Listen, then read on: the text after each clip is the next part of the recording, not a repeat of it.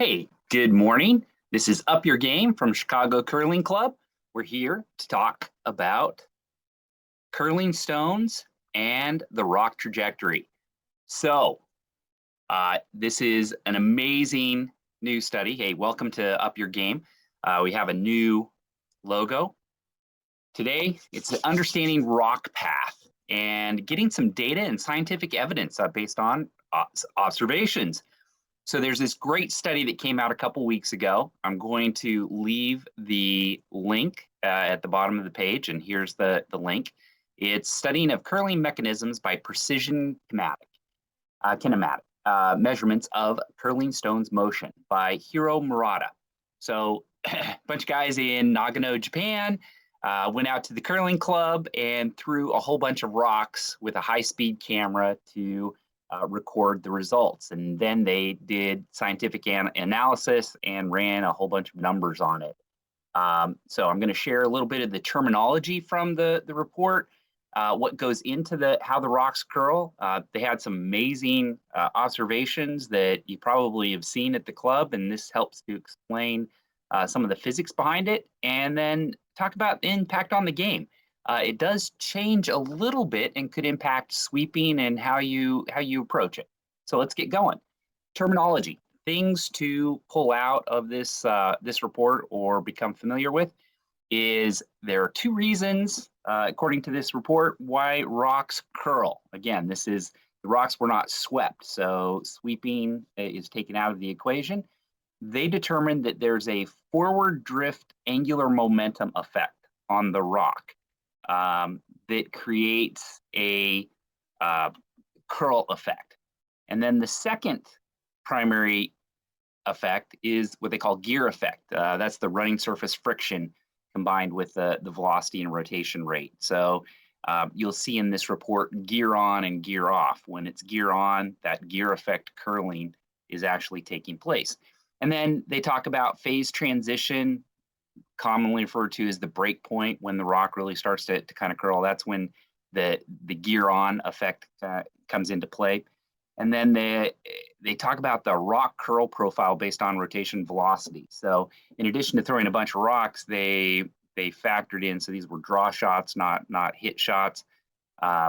They changed up the rotation. They used basically a no rotation rock, a light rotation, medium rotation, and a high rotation rate.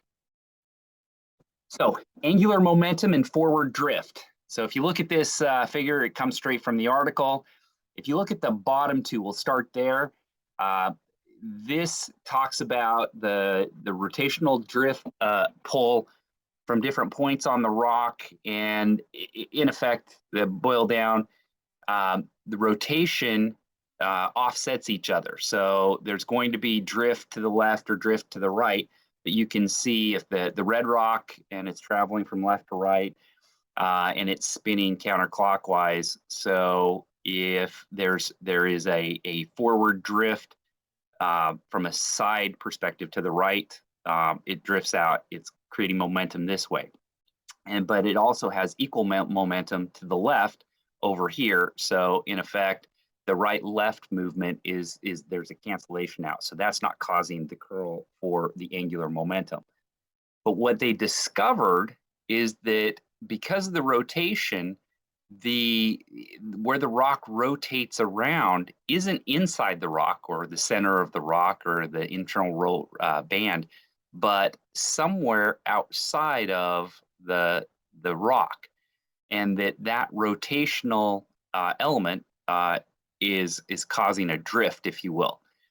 And then in the C, forward drift, well, that's straight ahead. But if you add up all of these, what you end up getting is, because of this effect that there's a drift that's outside of the rock that goes towards the rotation of the rock, you're getting a slight angular momentum drift that's causing or has a curl effect on the rock. So pretty cool stuff. I thought that was interesting, and it came out through the observation. The next biggest effect is the gear effect.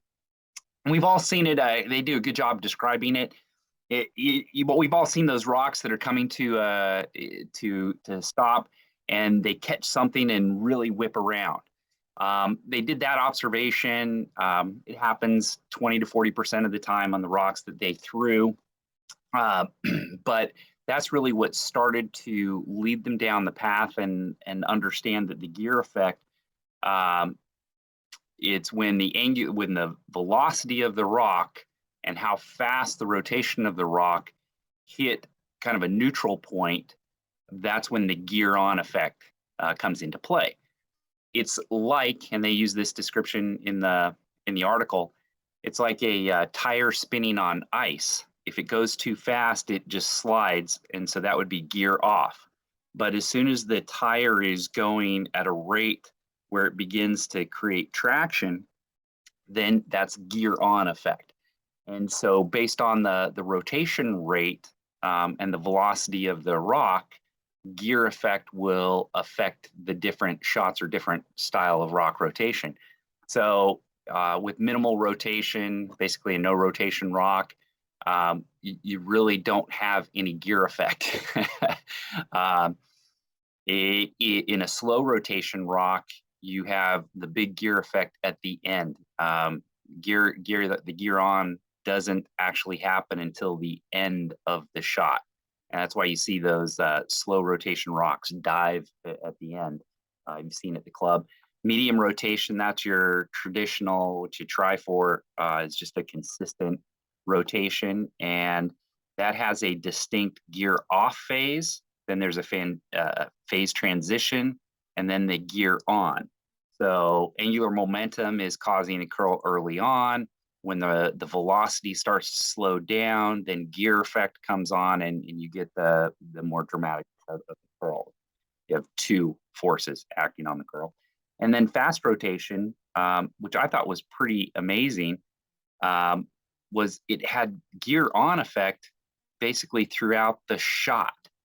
So it was the speed of the rotation was going fast enough that it was catching some of the pebble all the way down the ice. So that's what gear effect and what they try to talk to about the gear effect and what it does to a rock.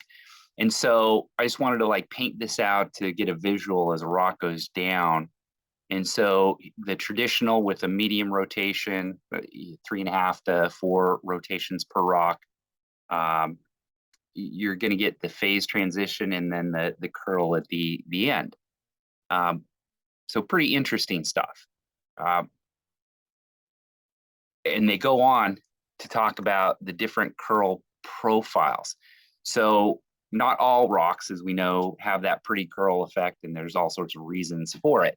But if all things being equal, if it's about rotation and speed, this is a great kind of demarcation explanation for what the rock profile looks like. So the first column, medium rotation, or minimum rotation, I mean, so basically no rotation, knuckleball coming down the ice.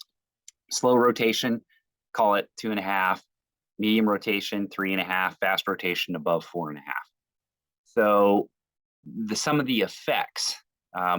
So medium rocks or minimal rocks, they have this strong braking effect and then can go either way. Slow rotation, look at the carry. It has that same, if you look in the first row, it's curling, but again, it won't carry as far as some of the other rocks. A medium rotation, has that curl, but it carries on the ice a little further before it curls, and then the fast rotation carries the furthest. So all those people who told me over the years that high rotation rock carries further, this is proof that actually happens. There's an inflection point. This is where the rotation starts to catch. So just like the tire is starting to get traction, the rock is getting traction. The minimal rotation, that can happen anywhere where it might capture the ice. On a rotation, slow rotation, you're really not going to get that until towards the end. Medium rotation, there's a distinct phase transition and that coefficient is when the forward velocity gets into the sweet spot for whatever the rotational velocity is. So interesting stuff, worthwhile to look at. And then on the fast rotation, it has the gear effect the whole time, which again was very surprising to me. But take a look at this and read it. Gear on, gear off effect. I thought it was very interesting, and starts to put some scientific evidence behind some of the observations I've seen while out playing in leagues. So takeaways. I was very surprised that high rotation incurred gear on curling effect from release. So as soon as it took off. What that means in essence for sweeping, if the gear on, while a rock is on gear on, we may have to rethink how we sweep it, because to keep a gear on rock from curling, what you really want to do is sweep on the inside of the rock, so that that running band that's causing the to catch and pull the rock towards its rotation direction, you want that to slide further. So you want the rock, the broom to be in front of that portion of the rock. If you want the rock to curl, so really emphasize the curl, it looks like, absent scratching being the effect to really draw in a rock, you would want to sweep on the outside edge of the rock. So so that you speed up that side and really magnify the gear on effect, where the rock is grabbing the ice on that inside portion of it. So I think that's one thing that I took away and look forward to seeing this curling year. Second, there seems to be a dramatic difference between how far the medium rock travels and slow rotation. So obviously the fast rotation goes a little bit further, but it's worthwhile noting as sweepers, if it's a slow rotation rock, your times will be a little bit different than, let's say, a medium. How far a rock travels will depend on the rotation, and there's a dramatic effect. As a sweeper, I took away, I need to know the rotation speed.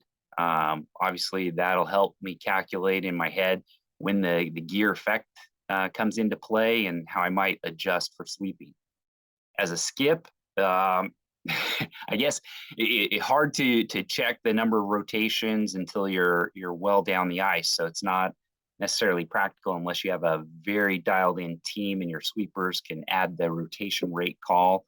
Again, if it's different from the deliverer's normal throw, and it's going to affect how the rock acts. And for the thrower, I guess if you're talented enough, you may want to play around with your rotation rate based on the shot required.